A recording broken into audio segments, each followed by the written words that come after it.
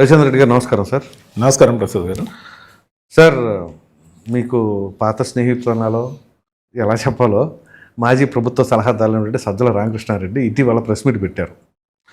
Press meet పెట్టారో లేకపోతే విలేకరుని పిలిచి ఏదో మాట్లాడారో, so what ever the reason ఆయన మాట్లాడారు. ఆయన మాటల్లో చాలా ఆసక్తికరమైన విషయాలు ఉన్నాయి. ఎవరు ఇట్లా ఎన్ని చేసినా అని చెప్పేసి ఆయన డిఫెండ్ చేసుకునే ప్రయత్నం. అయితే ఆయన ప్రెస్ మీట్ మొత్తంలో దానికి ముందు రోజు just 24 hours back Vijayasai Reddy గారు ప్రెస్ మీట్ పెట్టి మాట్లాడారు.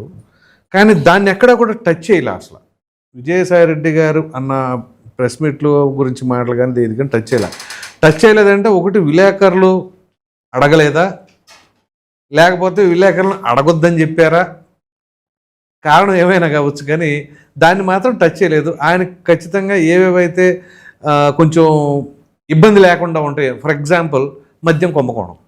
ఈ మద్యం కుంభకోణంలో ఎక్కడ సజ్జల రామకృష్ణారెడ్డి పేరు రాలా. అట్లాగే మరొకటి తిరుమల లడ్డు, ఆ కల్తీ నెయ్యికి సంబంధించిన వ్యవహారాలు కూడా ఆయన పేరు ఎక్కడా బయటపడలా. ఎటొచ్చి ఆయన పేరు కావచ్చు, ఆయన కుమారుడి పేరు కావచ్చు, పాలనలో ఉన్నప్పుడు అంటే అన్ని శాఖలకు సంబంధించిన సకల శాఖ అని చెప్పేసి ఆయన బిరుదు సంపాదించుకున్నారు కాబట్టి ప్రతి దాంట్లో ప్రమేయం ఉండేది. కానీ ఇట్లాంటి ఈ కుంభకోణం విషయంలో ఈయన పేర్లు లేవు. ఈ లేని క్రమంలో వాటి గురించే లేవనెత్తారు. సో మీరు ఒకనొక ఛానల్లో కూడా చాలా గట్టిగానే మాట్లాడారు. ఏంటి దాని వెనకాల మర్మం? అవి లేవనెత్తకపోవడానికి, వీటినే లేవనెత్తడానికి కారణం ఏమై ఉంటుందంటారు? ఇదే ప్రసాద్ గారు, వచ్చిన సమస్య ఏంటంటే నాలాంటి వాడిని కదిలిస్తే ఉన్నవి ఉన్నట్టు చెప్తాడు. చెప్పి పగ అయిపోయాను. నన్ను ఒక దశలో హెచ్చరించడం కూడా జరిగింది సజ్జల్ గారు. నా మీద వైల్డ్గా ఇలాగే కానీ మాట్లాడితే నేను చాలా వైల్డ్గా రియాక్ట్ అవుతాను నీ మీద పర్సనల్గా కూడా అని చెప్పారు. ఆ రోజు పార్టీలో ఉన్నప్పుడే చెప్పారు. వైల్డ్ రియాక్షన్ అంటే వైల్డ్ అంటే వాళ్ళ దృష్టిలో ఏమనుకోవచ్చు, వైల్డ్ అంటే ఏదైనా అనుకోవచ్చు. సో వైల్డ్ గురించి మనం కొత్తగా డిస్కస్ చేయాల్సిన అవసరం లేదు. సజ్జల రామకృష్ణారెడ్డి గారికి బాగా తెలుసు, దాని మీనింగ్ కూడా నాకు తెలుసు. So what ever it is, అంటే ఒకవేళ వైఎస్ అవన్నీ ఇప్పుడు నేను మాట్లాడదలుచుకోలే, ఎందుకంటే అంతా దైవ సంకల్పితం, మానవ జన్మే. అందరూ వాళ్ళ బాడీలో బాడుకుండేవాళ్లే, ఎవరు పర్మనెంట్ కాదు. అవునవును. సో ఆత్మ లేచిపోయిన రోజు బాడీ లేదని చెప్పి తీసేస్తారు దేవుడు బాడుగా. కాబట్టి సో వద్దన్నప్పుడు ఖాళీ చేయాల్సిందే. అది దేవుడు ఏ రోజు వద్దంటే. అవును, అలాగా ఎవరు చేయగలిగింది ఏం లేదు. కానీ నేను ఒకటే చెప్తా, సజ్జల రామకృష్ణారెడ్డి గారు నన్ను పార్టీలో ఉండి విమర్శించొద్దు, పార్టీ బయట పోయి విమర్శించు, అది నాకు ఆశీర్వాదం అన్నారు. సరే, ఆయన ఆశీర్వాదాలు అనుకొని ఏమన్నా అనుకొని ఉన్న నిజాలే నేను బయట చెప్తున్నా, ఈరోజు ఛానల్స్లో చెప్తున్నా. వైఎస్ఆర్సీపీ పార్టీని ఏ విధంగా అంచెలంచెలుగా ఒక పొలిటికల్ అడ్వైజర్ దగ్గర నుంచి సకల శాఖ మంత్రిగా, అంటే ఒక ప్రభుత్వ సలహాదారుగా ఉంటూ ఒక ఆల్మోస్ట్ అరాచక శక్తి అని అప్పట్లో ఎన్టీఆర్ గారిని దించేసినప్పుడు ఏ విధంగా అరాచక శక్తి అన్నారో అంతకు మించి కాదా ఇది? ఇప్పుడు నేను ఒక మాట అడిగితే బాధ అనిపిస్తుంది. ఆయన ఎమ్మెల్సీ కాదు, ఎంపీ కాదు, ఎమ్మెల్యే కాదు, మరి అటు రాజ్యసభ కూడా కాదు, అవును, మరి ఎక్కడ వార్డు మెంబర్గా కూడా ఎలక్ట్ కాల. అవును, అటువంటి వాడు ఒక పేపర్లో పనిచేయడానికి వాళ్ళ సొంత సంస్థలో పనిచేసి అక్కడి నుంచి ఒక పొలిటికల్ అడ్వైజర్గా వచ్చి, అదే ముఖ్యంగా పొలిటికల్ అడ్వైజర్ నుంచి పార్టీకి అడ్వైజర్ అయ్యి తర్వాత చీఫ్ అడ్వైజర్ అనే పదం తగిలించి 5 సంవత్సరాల పాటు కేబినెట్ ర్యాంకు, జీతభత్యాలతో పాటు బ్రహ్మాండమైన ప్రోటోకాల్, సీఎం గారి పేషీ ముందు ఎక్కడ వెహికల్స్ ఉండేవి కాదు, కానీ మొత్తం పేషీ అంతా కూడా ఈయన దగ్గరే ఉండేది. ఈయనకి ఎదురుగుండా నాకు ఇచ్చిన పదవిని తన కొడుకు వేసుకున్న మీడియా కోఆర్డినేటర్ పదవికి ఏదైతే సజ్జల భార్గవ రెడ్డి ఎవరో అప్పుడు దాకా ఎవరికి తెలియదు ఆయనకి ఇచ్చి, ఆయనకి మినిస్టర్ ప్రోటోకాల్ ఇవ్వమని ఆఫీస్ ఇన్ఛార్జ్ అప్పిరెడ్డి గారితో ఫోన్ చేయించి ప్రతి జిల్లాలో అతను టూర్ చేసేటప్పుడు ఎమ్మెల్యేలు కానీ మినిస్టర్లు కానీ రిసీవ్ చేసుకునే విధంగా చేసి ఒక మినిస్టర్, క్యాబినెట్ మినిస్టర్కి ఇచ్చిన ప్రోటోకాల్ ఇవ్వడంతో పాటు ఒక సోషల్ మీడియా హెడ్ ఎక్కడైనా న్యూజిలాండ్, అమెరికా, దుబాయ్, ఆస్ట్రేలియా, లేకపోతే లండన్, తర్వాత అన్ని దేశాలు తిరగడం మనం ఎప్పుడైనా చూస్తామా? అది ఏ ఖర్చులతో తిరిగారో ఈ రోజు చెప్పాలి. ఆయన ఈ ఇంటర్వ్యూ చూశాక అది ఏ ఖర్చులతో తిరిగారో చెప్పాలి. ఆ సజ్జల గారి ఛాంబర్ ఎదురుగుండా కొడుకు గారి ఛాంబర్ ని పెట్టి 2 ఛాంబర్లకి పోటెత్తిన జనం వచ్చేట్టు చేసి కావాల్సిన సకలం ఫెసిలిటీలు ఏదైతే ఇచ్చారో మొత్తం క్యాబినెట్ లో ఎవరికి లేదు ఆ విధంగా. ఈవెన్ పక్కన ఉన్న పెద్దిరెడ్డి గారి పేషి అంటే దానికి ఆఫీస్ కి సంబంధించి కూడా అక్కడ ఒక 20 కార్లు ఉంటే ఇక్కడ ఒక 70-100 కార్లు ఉండేవి. అబ్బో, ఏంటి ఆ విధంగా అధికారాన్ని వెలగబెట్టిన తర్వాత తగ్గేదే లేదని ఇప్పుడు కూడా చీఫ్ కోఆర్డినేటర్ గా ఒకరు, సాక్షి మీడియాకి డిజిటల్ హెడ్ గా ఒకరు ఏదైతే వచ్చారో, నేను అదే చెప్పడం జరిగింది ఆ ఛానల్లో. మెల్లిగా పార్టీని అలాగే సాక్షి మీడియాను కూడా తండ్రి కొడుకులు కబ్జా చేస్తున్నారని చెప్పడం జరిగింది. ఎందుకు చెప్పాల్సి వచ్చిందంటే, ప్రసాద్ గారు ఇలాంటి విషయాలు చెప్పేటప్పుడు ధైర్యంతో పాటు నిజాయితీ ఉన్నవాడిగా నేను చెప్పడం ఎందుకు చెప్తున్నానంటే, నన్ను హెచ్చరించినా ఎందుకు చెప్తున్నానంటే, ఈ పార్టీని నమ్మి పనిచేసే లక్షలాది మంది కార్యకర్తలు, ఈ పార్టీని నమ్మి జీవితాలని పణంగా పెట్టి ఆస్తుల్ని తీసుకొచ్చి పార్టీ కోసం ఖర్చు పెడుతూ పనిచేస్తున్న నాయకులు, ఆ నాయకుల్ని ఇటు కార్యకర్తలకు మధ్యలో ఉన్న అనేక స్థాయిల్లో ఉన్న నాయకులు, వాళ్ళ జీవితాలు మరోసారి ఓడిపోతే సర్వనాశనం అయిపోతాయో లేదా? ఖచ్చితంగా. ఇప్పటికే పాపం చాలా ఇప్పుడు ఓడిపోవడం ఒక లెక్క, అవును, మరోసారి ఓడిపోతే వాళ్ళ జీవితాలు దేనికి పనికి రాకుండా పోతాయి. ఎందుకంటే ఇప్పటికే చాలా మంది అప్పుల్లో ఉన్నారు. అవును, వాళ్ళందరిని చూసి నాకు జాలి, దయ అనేది, దయ అనకూడదు, జాలి అనేది ఉంది. ఎందుకంటే వాళ్ళని బకరాల్లా ట్రీట్ చేస్తూ ₹1 ఖర్చులకు డబ్బులు ఇవ్వకుండా పార్టీ కార్యక్రమాలని ఈయన నడిపిస్తూ, ఈయనే ముఖ్యంగా రకరకాల కార్యక్రమాలకు పిలుపునిస్తూ, అక్కడ శ్రీహరి అనే ఒక అతన్ని పెట్టుకొని, ఒకప్పుడు న్యూస్ రీడర్ అతను సాక్షిలో, అతన్ని పెట్టుకొని స్క్రిప్ట్లు ఏదైతే రప్ప స్క్రిప్ట్లు కావచ్చు, ఆవు గడ్డి తిన్న దాంట్లో ఆ గడ్డికి సంబంధించిన క్రిమి కీటకాలు ఏవైతే మందులు కానీ కొడితే వాటి వల్ల తిన్నందువల్ల రసాయనాలు కలిసి ఉంటాయని దరిద్రమైన నీచమైన స్క్రిప్ట్లు జగన్మోహన్ రెడ్డి గారి చేత చదివిస్తూ, జగన్మోహన్ రెడ్డి గారు అనే చరిష్మేటిక్ లీడర్ని స్లోగా అసలు దేనికి బరికిరాని తెలివి తక్కువ నాయకుడిగా చిత్రీకరించే ప్రయత్నం ఈ ముఠా చేస్తుంది. ఈ ముఠా గురించి కానీ ఆంధ్రప్రదేశ్ ప్రజలకు తెలియకపోతే వైఎస్ఆర్సీపీ మళ్ళా అధికారంలోకి వచ్చేస్తుందనే భ్రమలో ఎవరైతే ఉన్నారో, ఉన్న ఆస్తులు తగలేసుకొని ఇంట్లో వాళ్ళకి సమయం ఇవ్వకుండా జీవితాలని నాశనం చేసుకుంటున్నారనే కోణంలో నేను చెప్పడం జరిగింది. ఒక మనిషి తెగించి చెప్తే ఇందరు జీవితాలు నిలబడే పని అయితే చెప్పాలి ప్రసాద్ గారు, ఎందుకు చెప్పకూడదు? జరుగుతున్న వాస్తవం ఇదే. సజ్జల రామకృష్ణారెడ్డి గారి చుట్టూ 8 నుంచి 12 మంది ఒక కోటరీ ఉన్నారు. ముఖ్యంగా అపాయింట్మెంట్ల దగ్గర నుంచి ఆఫీసు నడపడం దగ్గర నుంచి ఉన్న అందరూ కూడా ఏ కోటరీ అయితే ఉన్నారో, జగన్మోహన్ రెడ్డి గారు వచ్చినప్పుడు మాత్రం కాసేపు అటెన్షన్ లో ఉండి అతి మర్యాద చేసి ఆయన వెంటనే ఫ్లైట్ ఎక్కిస్తారు. మొత్తం పార్టీని వీళ్లే పరిపాలిస్తున్నది. అనేక రకాల స్కాముల్లో వీళ్ళు దొరకకుండా చేసిన నేరాలు ఎన్నో అందరికీ తెలుసు, అక్కడ లోపల అందరికీ తెలుసు.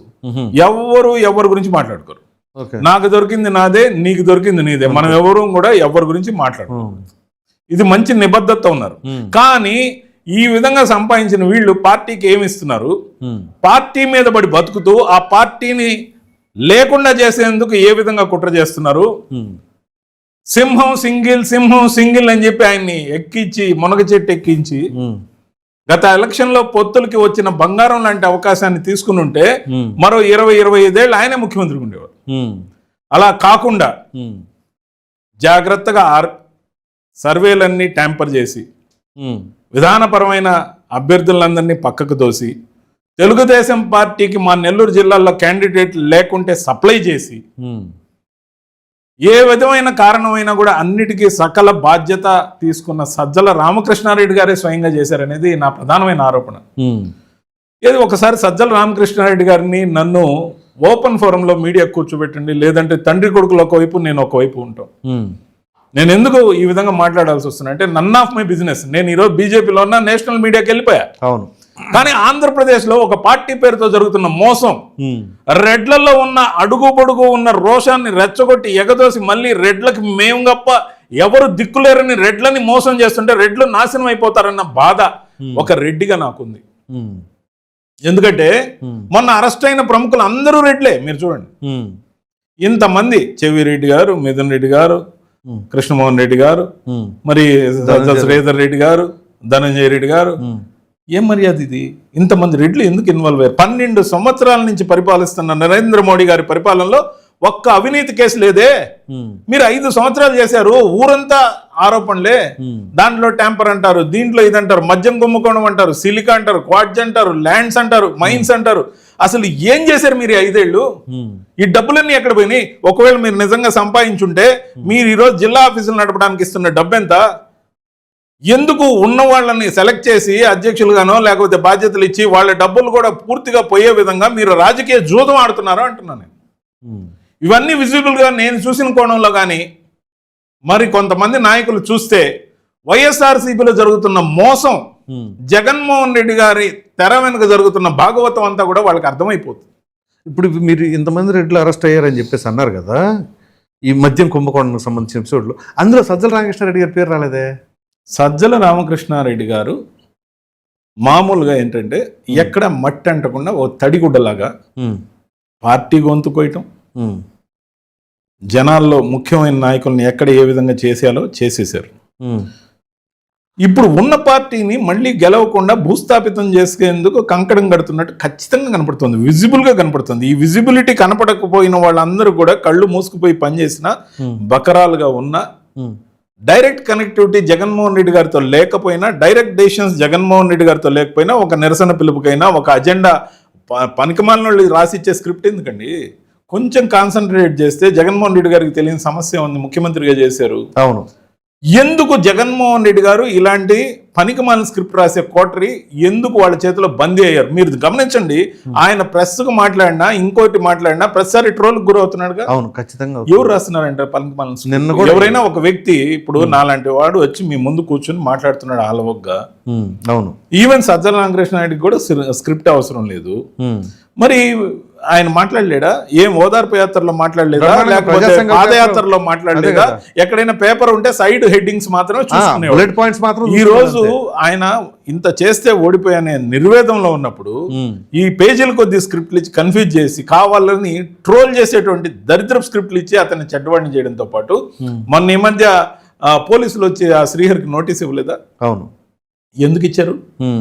ఎవరో స్టేట్మెంట్ ఇవ్వబట్టే కదా ఇచ్చారు. మరి సోషల్ మీడియాలో జరిగిన మార్ఫింగ్లన్నిటికీ కూడా సజ్జల భార్గవ రెడ్డి కారణం అని రిమాండ్ రిపోర్ట్ లో కొంతమంది రాసి సంతకం పెట్టించి వచ్చారు. అతని మీద ఏం చర్యలు లేవు? తండ్రి కొడుకుల మీద ఎందుకు చర్యలు లేవు? మరి 67.5 ఎకరాల భూమి బద్వేలుకి సంబంధించి దగ్గరలో ఫారెస్ట్ భూమి 3.5 సంవత్సరం ఆయన అనుభవించారని తెలిసిన తర్వాత ఏదైనా నేరానికి పెనాల్టీతో పాటు శిక్ష ఉంటాయి. మరి ఇన్ని రోజులు మీరు అనుభవించారు, ఇది మీది కాదంట అని చెప్పి సర్వే చేసిన తర్వాత దాన్ని హద్దుగట్టి ఫారెస్ట్ డిపార్ట్మెంట్ ఏదైతే స్వాధీనం చేసుకుంది. మరి పెనాల్టీ ఎక్కడ, శిక్షలు ఎక్కడ, కేసు ఏది? అంతేకాదు ముఖ్యంగా ఆ రాజధాని మహిళల్ని వాళ్ళని ఉద్దేశించి ఒక దాంట్లో జర్నలిస్ట్ అరెస్ట్ అయ్యాడు, ఒక దాంట్లో కొమ్మినేని అరెస్ట్ అయ్యారు. మరి సంకరజాతి అని చెప్పి తిట్టిన సజ్జల రామకృష్ణారెడ్డి గారి మీద ఎఫ్ఐఆర్ నమోదు చేయాలని మహిళా కమిషన్ ఏదైతే తీసుకున్న ఆలోచన, నోటీసు ఏమైంది? ఏంటంటారు మీరు కారణం? ఆయనకి మాత్రం నేను ఒక్కటే కాంట్రాక్ట్ తీసుకున్నట్టు కనపడుతోంది, క్లియర్. మరి చంద్రబాబు నాయుడు గారితో మాట్లాడుకున్నారా, మరి ఎవరితో మాట్లాడుకున్నారు? మరోసారి ఈ పార్టీ గెలవకుండా చేసే బాధ్యత తీసుకొని ఆయన మీద కేసులు లేకుండా చూసుకుంటూ ఆయన్ని ఎఫ్ఐఆర్లలో ఎక్కడా నమోదు చేయకుండా తనని తన కొడుకుని సురక్షితంగా ఉంచుకుంటూ వాళ్ళు మాత్రమే పార్టీని, సాక్షి మీడియాని శాసించే విధంగా చేసుకుంటూ ఈ రోజు జగన్మోహన్ రెడ్డి గారి పార్టీకి బినామీ అధ్యక్షుడిగా సజ్జల రామకృష్ణారెడ్డి గారు, ఆయనకు సంబంధించిన లేకపోతే భారతీ మేడం గారికి సంబంధించిన సాక్షి మీడియాకి బినామీ పెత్తనం కూడా మొదలైందనేది ఖచ్చితంగా చెప్పచ్చు. ఎందుకంటే నాకు ఈరోజు పార్టీ నుంచి బయట వచ్చిన జగన్మోహన్ రెడ్డి గారన్నా భారతమ్మ గారన్నా గౌరవం. నన్ను ఆదరించారు, నాకు క్యాబినెట్ ర్యాంక్లో 2 సంవత్సరాలు జీతం ఇచ్చారు, ఒక పోస్ట్ ఇచ్చారు. దీంతో ఉన్న గ్రాటిట్యూడ్తో గట్టిగా అరిచి చెప్పాల్సి వస్తుంది. నాకు రిస్క్ అని తెలిసినా చెప్పాల్సి వస్తుంది. ఎందుకు చెప్పాల్సి వస్తుంది? ఏం జరుగుతుందో తెలియకపోతే జగన్మోహన్ రెడ్డి గారే రాజకీయాలు వద్దనుకుంటే మంచిది, ఇలా నడపడం కన్నా. రైట్. లేదంటే ఆయన్ని కోరుకునే నిజమైన ప్రజలు నష్టపోతారు, ఆయన్ని నమ్ముకున్న నాయకులందరూ నష్టపోతారు, ఆయన నమ్ముకున్న ప్రతి ఒక్కరు కార్యకర్తలు అయితే ఏం చేయాలో దిక్కుదోచిన పరిస్థితి వస్తుంది. కాబట్టి స్వచ్ఛందంగా పార్టీ మూసేద్దామా, లేదంటే జకంపూడి రాజా గారు విమర్శించారు, అనేక మంది విమర్శించారు. ఈరోజు సీక్రెట్ ఓటింగ్ పెట్టండి, ఆ పార్టీలోని వివిధ నాయకులు నేను చెప్పే ఆరోపణలు కరెక్ట్ అని చెప్పి వాళ్ళందరికీ తెలుసు. కాబట్టి మొత్తం వీళ్ళకి ఇద్దరికి కూడా తండ్రి కొడుకులకి వ్యతిరేకంగా ఒక బ్యాలెట్ బాక్స్ లాంటిది పార్టీ ఆఫీసులో పెడితే వేసేసి వెళ్ళిపోతారు. రైట్. అది పరిస్థితి. Right sir, thank you.